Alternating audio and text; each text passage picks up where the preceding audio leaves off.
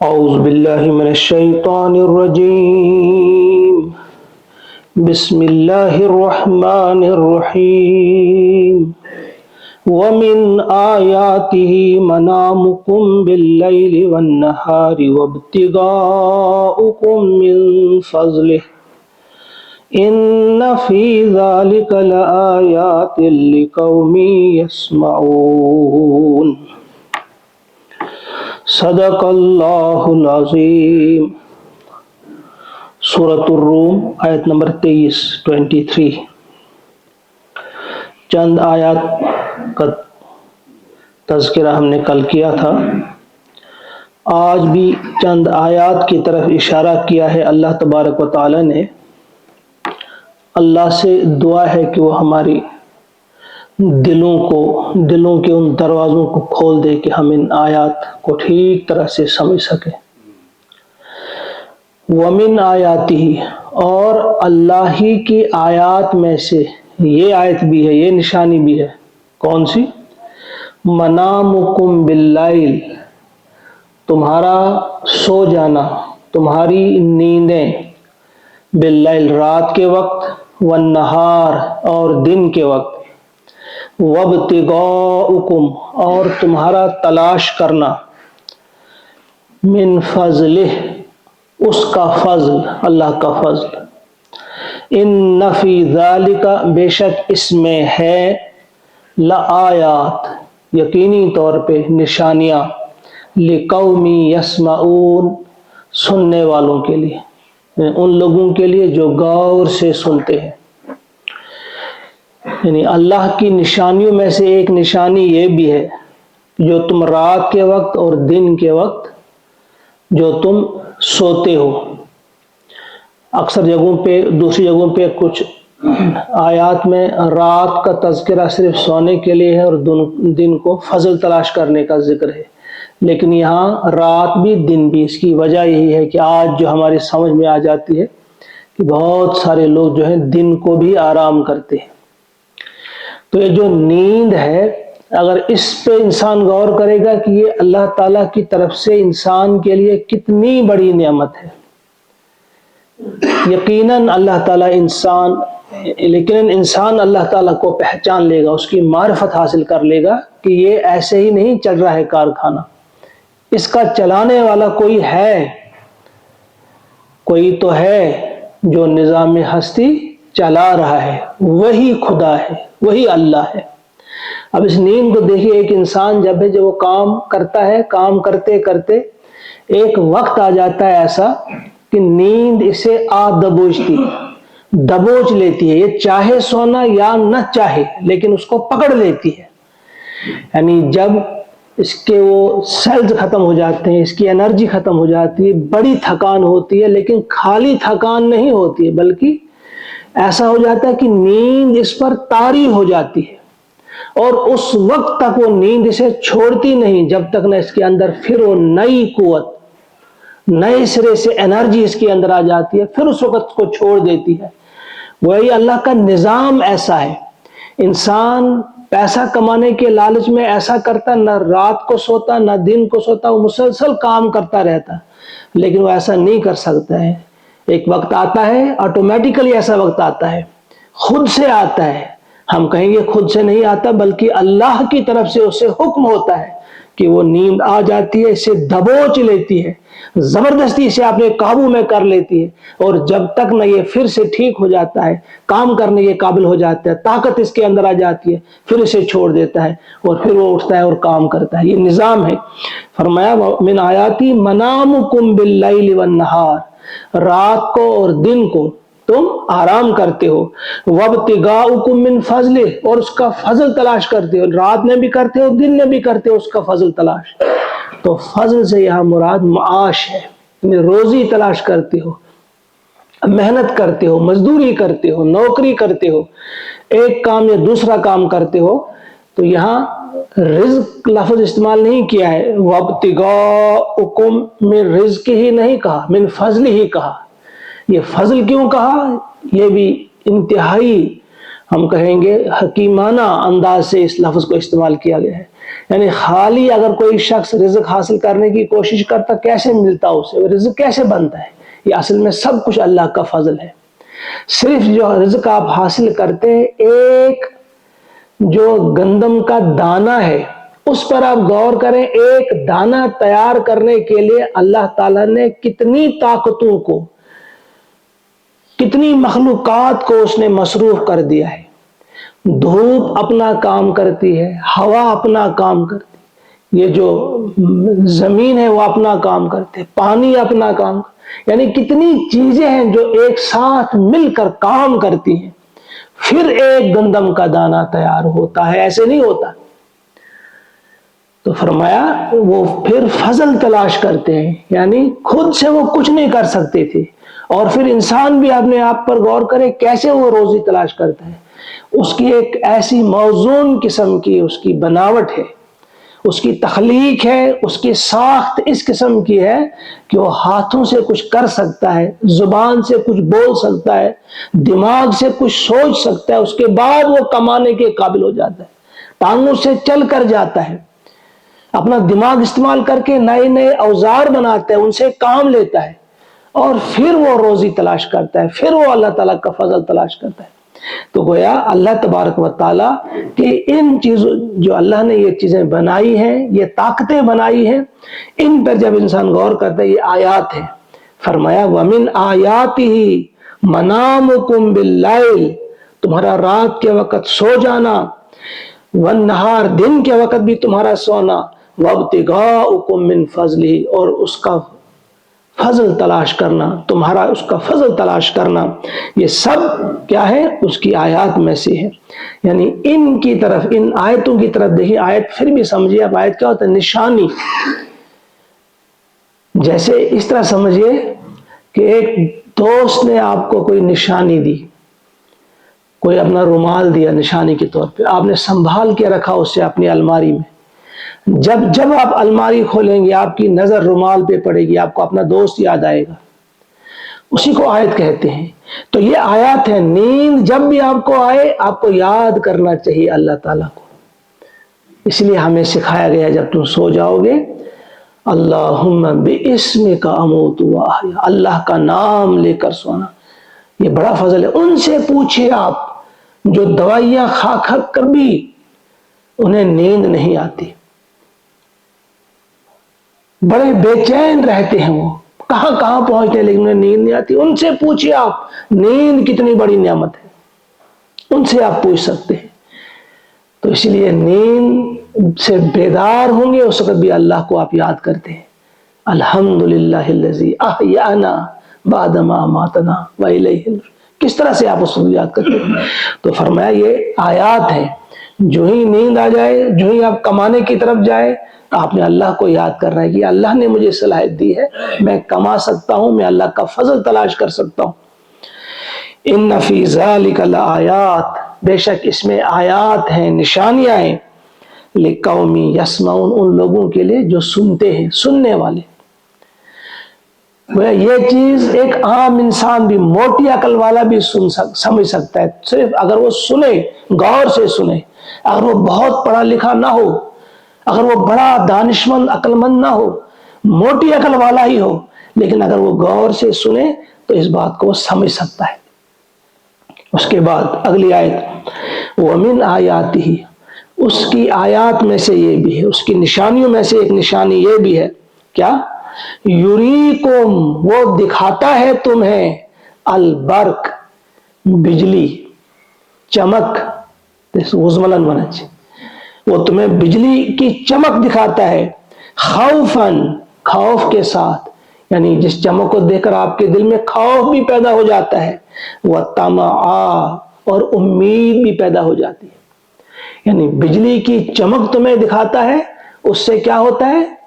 خوف بھی تمہارے دل میں آتا ہے اور امید بھی۔ خوف اس سینس میں آتا ہے، اس حساب سے کبھی کبھی سوچتے ہو کہیں یہ نہ ہم پر گر پڑے اور یہ ہمیں ہلاک بھی کر سکتی ہے، اور امید یہ ہے کہ جب بجلی چمکتی ہے تو اس وقت بارش آنے کا کبھی امکان ہوتا ہے کہ بارش آئے گی تو اس میں امید ہوتی ہے کہ بارش گرے گی، زمین زندہ ہوگی اور ہمیں فصل ملے گی، ہمیں دانہ ملے گا، اناج ملے گا۔ وہ خوف اور طمع دونوں چیزیں ہیں، صرف بجلی کی چمک کے ساتھ ہی نہیں ہے، انسان بارش کے بارے میں بھی سوچتا ہے کہ بارش آئے گی تو فائدہ ہے، لیکن بارش بھی اگر زیادہ آئے گی تو اس میں بھی خوف ہوتا ہے کہیں سیلاب نہ آ جائے۔ وَيُنَزِّلُ مِنَ السَّمَاءِ مَاءً، اور وہ نازل فرماتا ہے کیا؟ آسمان سے پانی۔ آسمان سے مراد ہوتا ہے اوپر سے، آسمان یہ والا نہیں جسے ہم سکائی کہتے ہیں، بلکہ اوپر سے پانی برساتا ہے، وہی نازل کرتا ہے پانی۔ فَيُحْيِي، تو زندہ کرتا ہے، بِهِ، اس کے ذریعے، الارض، زمین کو، بعد موتها، اس کی موت کے بعد۔ اللہ تعالیٰ نے یہاں واضح کیا ہے زمین بھی زندہ ہے، اس کو موت آ گئی تھی، اللہ تعالیٰ نے پانی برسایا اور زمین کو دوبارہ زندگی ملی، اس کو زندہ کیا اللہ تعالیٰ نے پانی کے ذریعے کیا۔ اس میں بھی نشانی ہے، وہ جب بھی آپ بارش برستی دیکھو تو یاد کرو کہ یہ ایسے نہیں ہو رہا ہے، یہ کسی کے حکم سے ہو رہا ہے، یہ اللہ کا امر ہے۔ آج ہم کہتے ہیں کہ بارش آنے کے کیا سبب ہیں؟ ایسی گرمی ہوگی، دھوپ ہوگی، بھاپ اٹھے گی، یہ بادل بنیں گے، پھر یہ تو روزانہ ایسا ہوتا ہے، تو روزانہ بارش کیوں نہیں ہوتی؟ یہ اللہ کے حکم سے ہوتا ہے۔ یہ ٹھیک ہے کہ ویسا ہی ہوتا ہے، بھاپی بنتے ہیں، بادل بنتے ہیں، بھاری بنتے ہیں، بادل ٹھنڈے ہو جاتے ہیں پھر برستے ہیں، یہ صحیح ہے، لیکن کب؟ جب اللہ کا حکم ہو، ورنہ صرف اتنا ہی ہوتا ہے، پھر تو روزانہ آنی چاہیے تھی بارش، یا ہر 2 دن کے بعد آنا چاہیے تھی، یا ہر ہفتے میں آنا چاہیے تھی، ایسا نہیں، کبھی کبھی تو روزانہ بارش ہوتی ہے اور کبھی کبھی مہینے گزر جاتے ہیں، کئی مہینے تو بارش ہی نہیں ہوتی۔ یہ بھی ایک نشانی ہے کہ یہ بھی اللہ کا امر ہے، یہ اللہ یہ نظام بھی چلا رہا ہے، وہ جانتا ہے کب بارش برسانی ہے، کہاں برسے گی، کتنی برسے گی، وہ جانتا ہے، وہی برساتا ہے بارش اور زندہ کرتا ہے زمین کو اس کی موت کے بعد۔ ان فی ذالک، بے شک اس میں ہیں، لآیات، یقینی طور پہ اس میں بھی نشانیاں ہیں، لقوم یعقلون، لیکن کن کے لیے؟ عقل سے کام لینے والوں کے لیے۔ گویا یہ سب کی سمجھ میں بات نہیں آئے گی، جو اپنی عقل کو بھی دوڑائیں، جو اپنی عقل بھی استعمال کریں، جو غور و فکر کرنے والے ہوں، وہ اس کے لیے تھوڑی سی عقل بھی چاہیے۔ جس طرح پہلی بار جو تھی وہ تو موٹی عقل والا بھی سمجھ سکتا ہے، صرف سنتا اگر وہ، لیکن یہ والی چیز جو ہے، یہ والی سائنس جو ہے، اس کو سمجھنے کے لیے تھوڑی عقل بھی چاہیے، کیسے بارش آتی ہے، کہاں سے آتی ہے، کیوں آتی ہے، کبھی آتی ہے کبھی نہیں آتی ہے، اس پر غور و فکر کرنے کے بعد وہ پہنچے گا اس بات پہ کہ بالآخر یہ اللہ ہی کا حکم ہے۔ اس کے بعد وَمِنْ آیَاتِهِ، اور اس کی نشانیوں میں سے ایک نشانی یہ بھی ہے، ان تقوم السماء والارض، ان کی تقوم، قائم ہے، کھڑے ہیں، السماء والارض، آسمان اور زمین۔ دیکھیے آپ، کوئی پلر نہیں ہے، کس انداز سے آسمان قائم ہے۔ آپ دیکھیے سورج کے بارے میں آج ہم سب جانتے ہیں کہ یہ کتنا بڑا ستارہ ہے، کتنا بڑا ہے، یہ کھینچ سکتا اپنی طرف سے باقی چھوٹے چھوٹے سیارے جو اس کے آس پاس گھومتے، کس نے رکھا ہے ان کو ایک خاص اس قسم کی دوری پہ کہ وہ کھینچ نہیں پاتے اسے؟ تو آسمان کو بنانے والا، آسمان کو قائم رکھنے والا، صرف قائم کرنے والا ہی نہیں، قائم رکھنے والا، ہر گھڑی اسے حکم دینے والا کہ اس وقت تمہیں کیا کرنا ہے، وہ اللہ ہے۔ اس کی نشانی میں سے یہ بھی ہے کہ اس نے آسمان اور زمین کو کیا رکھا ہے؟ قائم رکھا ہے، بے امر ہی، اپنے امر سے، اپنے حکم سے۔ ثم اذا دعاکم، پھر جب وہ تمہیں پکارے گا، جب وہ تمہیں بلائے گا، دعوتن، ایک ہی پکارنا، ایک ہی پکار اس کی ہوگی، من الارض، زمین سے، اذا انتم، یکایک، فوراً تم، تخرجون، نکل آؤ گے، یعنی تم جو بھی ہو، جہاں بھی ہو، اور اسی زمین میں چلے جاؤ گے آخر کار، چاہے مچھلی تمہیں نگل جائے، سمندر تمہیں غرق کر دے، کہیں بھی رہو، بالآخر اسی زمین میں رہو گی۔ تو ایک پکار اللہ کی، یہاں اللہ کی پکار کا لفظ آیا ہے کہ وہ تمہیں پکارے گا، دراصل یہ اسرافیل ہی کے سور کی طرف اشارہ ہے کہ وہی پکارے گا۔ یہاں اللہ تعالیٰ نے اسے اپنی طرف کہا کہ میری پکار پہ اللہ ہی کے حکم سے اسرافیل جو ہے وہ سور پھونکیں گے، سور میں پھونکیں گے اور تم سب چلے آؤ گے، کوئی حیل و حجت نہیں کرے گا، فوراً سب چلے آئیں گے، کوئی کہہ نہیں پائے گا کہ ابھی مجھے فرصت نہیں، بس پکارا جائے گا تو سب دوڑیں گے۔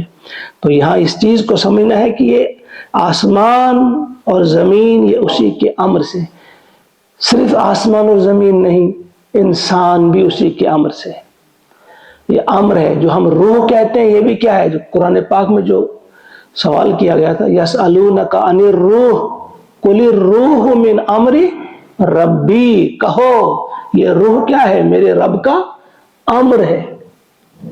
اس طرح سے ایک مفکر نے بڑی شاندار بات سمجھائی ہے آسان لفظوں میں، کہ انسان جو ہے ہم دیکھتے بھی ہیں، کھاتے بھی ہیں، پیتے بھی ہیں، سنتے بھی ہیں، جب روح نکل جاتی ہے، مردہ انسان پڑا ہے، آنکھ یہی پہ ہے لیکن آپ دیکھ نہیں سکتی، ویسی آنکھ ہے، زبان ویسی ہے، بول نہیں سکتی، اب ہاتھ ہیں اب ہل نہیں پاتے، پیر بھی ہیں چل نہیں سکتا انسان، دل بھی ہے سوچ کچھ بھی نہیں اب کر سکتا، یہ کان بھی سن نہیں سکتے، یہ کیا وجہ ہے؟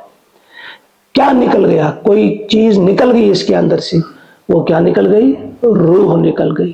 تو وہی روح کیا ہے؟ اب یہ اللہ کا امر ہے، اللہ کا حکم ہے، گویا اللہ، اگر ہم اس وقت بول سکتے ہیں تو اللہ کے امر سے، اگر آپ بیٹھے ہوئے اللہ کے امر سے، ایسا نہیں کہ ایک ہی بار پیدا کر کے چھوڑ دیا، ہر وقت ہمیں اللہ کی ضرورت ہے، ہر وقت ہم ایک ایک لمحہ جو ہم زندہ رہ رہے ہیں تو اللہ کے امر سے رہ رہے ہیں، اللہ کا امر چلا جائے گا تو بس ہم رہ جائیں گے، کوئی جنبش بھی نہیں کر پائے گا، کچھ بھی نہیں کر پائے گا۔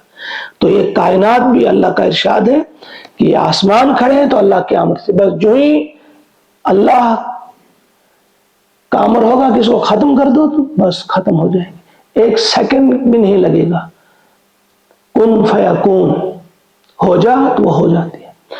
وَمِنْ آیَاتِهِ أَن تَقُومَ السَّمَاءُ وَالْأَرْضُ بِأَمْرِهِ ثُمَّ إِذَا دَعَاكُمْ دعوة من الارض اذا انتم تخرجون، فوراً نکل آ جاؤ گے آپ قبروں سے۔ وَلَهُ مَنْ فِي السَّمَاوَاتِ وَالْأَرْضِ، اسی کے بندے ہیں سب، جو بھی آسمانوں میں ہے یا جو زمین میں ہے، جو بھی ہے وہ اسی کے بندے ہیں۔ كُلٌّ لَهُ قَانِتٌ، سب اسی کے فرما بردار ہیں، سب اسی کے فرما بردار ہیں۔ یہ آپ سب جانتے ہیں کہ ہم کسی نہ کسی طور پہ اللہ کی فرما برداری کر رہے ہیں، تقوینی انداز میں ہم وہی کر رہے ہیں جو اللہ نے ہمیں حکم دیا ہے۔ ہاں جہاں ہمیں اختیار دیا ہے وہاں ہم زیادتی کر لیتے ہیں، تشریعی انداز میں ہم نافرمانی بھی کر لیتے ہیں، ورنہ زبان سے جو کام اللہ نے کہا ہے زبان کو کرنا وہی کرے گی، آنکھ دیکھے گی، آنکھ کبھی سنے گی نہیں، کان سنیں گے، کان کبھی دیکھیں گے نہیں۔ وہ تقوینی انداز میں ہم بھی اللہ کے فرمانبردار ہیں، ہر شخص، ایک کافر، ملحد اور بے دین بھی اس اعتبار سے اللہ کا فرمانبردار ہے۔ کل اللہ قانتون وہو الذی، اور وہی ہے جس نے یبدأ الخلق، جس نے ابتدا کی، خلق کی، جس نے خلقت کی ابتدا کی، آغاز کیا، ثم یعیدہ، پھر اس کا اعادہ کرے گا، یعنی جب اس کو موت آئے گی پھر وہ دوبارہ زندہ کرے گا۔ وَهُوَ أَهْوَنُ عَلَيْهِ، اور یہ اس پر آسان ہے۔ ذرا دیکھیں کیا الفاظ ہیں، وہ جو عجیب قسم کی بات کرتے تھے کہ کیسے مردہ زندہ کیا جائے گا، آغاز میں بھی یہ بات آئی تھی، اب یہ اینڈ ہے اس مضمون کا، یہاں پہ یہ آخری آیت بھی ہے اس رکوع کی، اور اس مضمون کا بھی یہاں پہ اینڈ ہے کہ اب پوری جو آیات بتائی گئی تھی اسی بات کے لیے، جو اب اللہ تعالیٰ نے اپنا تعارف یہاں پہ کر رہی ہے، اب کنکلوژن ہے یہاں پہ کیا، اسی نے ابتدا کی تھی خلق کی، وہ دوبارہ اس کا اعادہ کرے گا، یعنی پھر فنا ہونے کے بعد پھر اسے زندہ کرے گا۔ وَهُوَ أَهْوَنُ عَلَيْهِ، یہ تو اس کے لیے آسان ہے، حالانکہ اللہ کے لیے کوئی مسئلہ ہی نہیں آسان اور مشکل کا، اللہ کے لیے کوئی مشکل نہیں، کوئی آسان نہیں، کیا اس کے لیے، وہ تو بس کن فیکون، اس نے صرف کہنا ہے کن تو ہو جاتا ہے، جو وہ چاہتا ہے اس کے لیے الفاظ نہیں ہے، اصل میں ہم کو سمجھانے کے لیے. جو انسان جو اپنے حساب سے سوچتا ہے فلاں کام مشکل ہے فلاں کام آسان ہے، تو انسانوں کو سمجھانے کے لیے کہ تم اپنی عقل سے کام لو. پہلی مرتبہ کوئی چیز پیدا کرنا مشکل ہے یا کہ دوسری مرتبہ؟ پہلی مرتبہ آسان ہے یا دوسری مرتبہ آسان ہے؟ تو فرمایا دوسری مرتبہ وہ تمہیں پھر زندہ کرے گا، پھر تمہیں دوبارہ پیدا کرے گا، اور یہ آسان ہے، اس کے لیے کوئی مشکل کام نہیں ہے. وَلَهُ الْمَثَلُ الْأَعْلَى. اب یہ کنکلوژن، اب وہ جو ہے اسی کے لیے ہے المثل الاعلی، برتر شان اسی کی ہے. یعنی ان تمام آیات پر غور و فکر کرنے کے بعد اب اینڈ یہ ہے کہ ان تمام آیات پہ آپ غور کریں گے، نتیجے کے طور پہ آپ یہاں پہنچیں گے کہ اللہ کی شان بڑی بلند ہے. اگر ہمیں سمجھ نہیں آ رہی ہے تو یہ ہماری عقل کا قصور ہے. اگر ہم زور نہیں دے پا رہے ہیں اپنے دماغ پر، سوچنے کی کوشش نہیں کرتے، تو یہ ہمارا قصور ہے، ہماری عقل کا قصور ہے. فرمایا اس کی شان بڑی بلند ہے.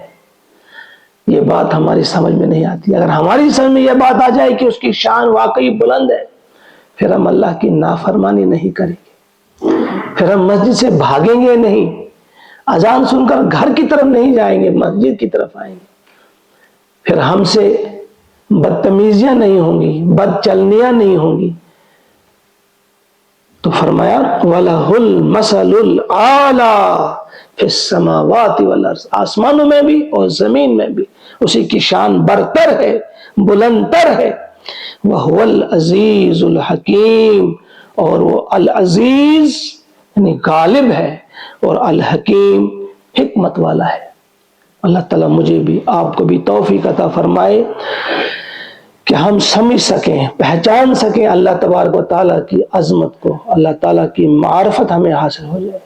یا مقلب القلوب والابصار، یا خالق اللیل والنہار، نور قلوبنا بنور معرفتک، یا عزیز یا غفار، یا کریم یا ستار، یا حلیم یا وہاب، یا رحیم یا تواب. ربنا تقبل منا انک انت السمیع. سبحان ربک رب العزت عما یصفون، وسلام علی المرسلین والحمد للہ رب العالمین. السلام علیکم ورحمۃ اللہ.